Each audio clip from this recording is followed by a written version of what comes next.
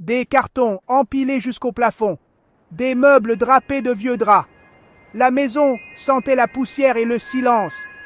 Jeff, 11 ans, les yeux assombris par une inquiétude muette, observait son père décharger le camion de déménagement.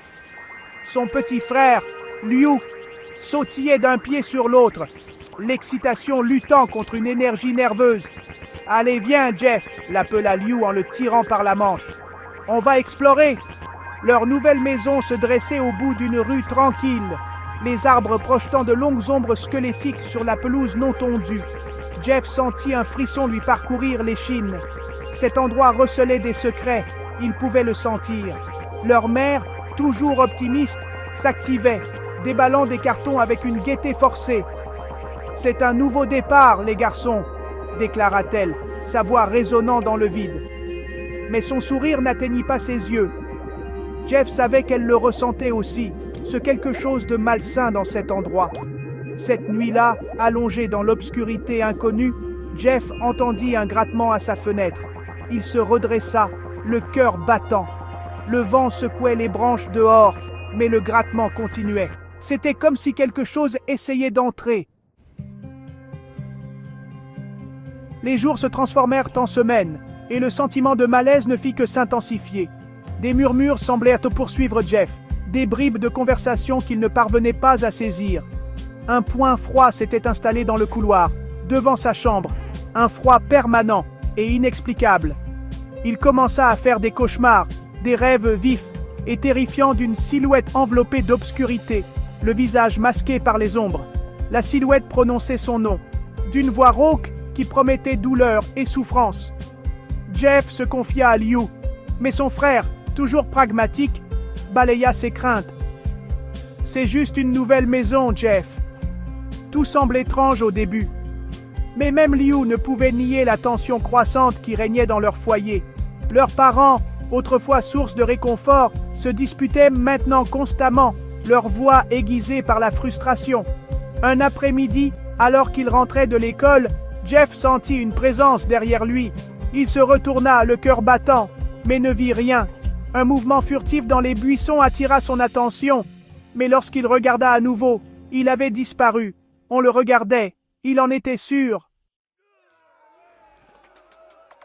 Ils vinrent le chercher un samedi matin, 3 garçons plus âgés, le visage déformé par des masques de cruauté moqueurs. Randy, le meneur, bloqua le passage de Jeff, ses yeux brillants d'une intention malveillante. « Le nouveau, il a quelque chose qui nous appartient !» lâcha-t-il en crachant sur le trottoir.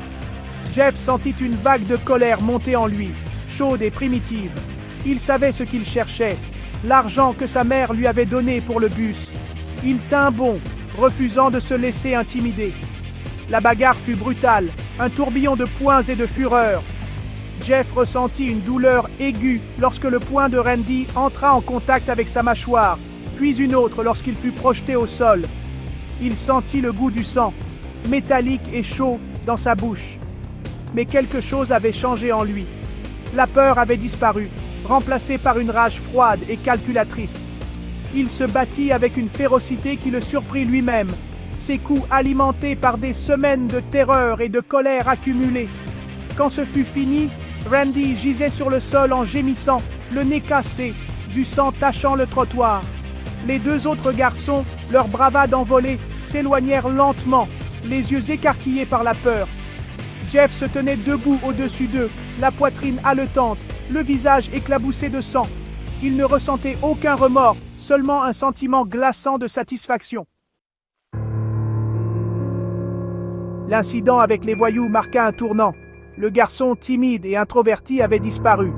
À sa place se tenait quelqu'un de froid, de détaché, les yeux brûlants d'une intensité troublante. Il ne sursautait plus devant les ombres, ni les voix chuchotantes. Il embrassait l'obscurité, trouvant un réconfort pervers dans ses bras. Ses parents, horrifiés par sa transformation, essayèrent de le joindre, de comprendre ce qui était arrivé à leur fils. Mais Jeff les repoussa, ses paroles empreintes de venin. Il n'avait plus besoin d'eux, il ne les voulait plus. Il avait trouvé un nouveau but, une nouvelle identité. Il n'était plus Jeff, il était devenu quelque chose d'autre. Une nuit, incapable d'ignorer le sentiment troublant que quelque chose n'allait vraiment pas, Liu se faufila jusqu'à la porte de la chambre de Jeff. Il hésita, puis la poussa doucement. La vision qu'il accueillit lui glaça le sang. Jeff était assis sur le bord de son lit, un briquet vacillant dans sa main. Son visage, autrefois jeune et innocent, n'était plus qu'un masque grotesque de chair recousue. Ses lèvres, étirées en un large sourire maniaque, étaient maintenues en place par des sutures grossières. « Va, dormir !»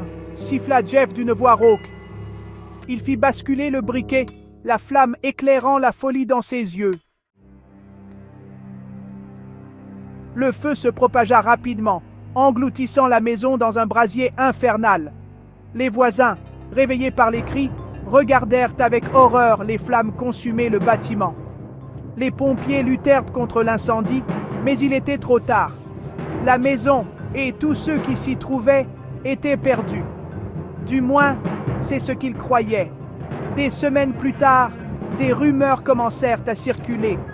Des histoires d'une silhouette pâle au visage horriblement marqué, rôdant dans l'ombre, observant, attendant. On l'appelait Jeff the Killer, un croque-mitaine, un cauchemar devenu réalité. Certains rejetaient ces histoires, n'y voyant rien de plus qu'une légende urbaine, un moyen d'effrayer les enfants pour qu'ils se tiennent bien. Mais d'autres, ceux qui avaient vu la terreur dans ses yeux, connaissaient la vérité. Jeff était quelque part dehors, et il ne retournerait jamais dormir.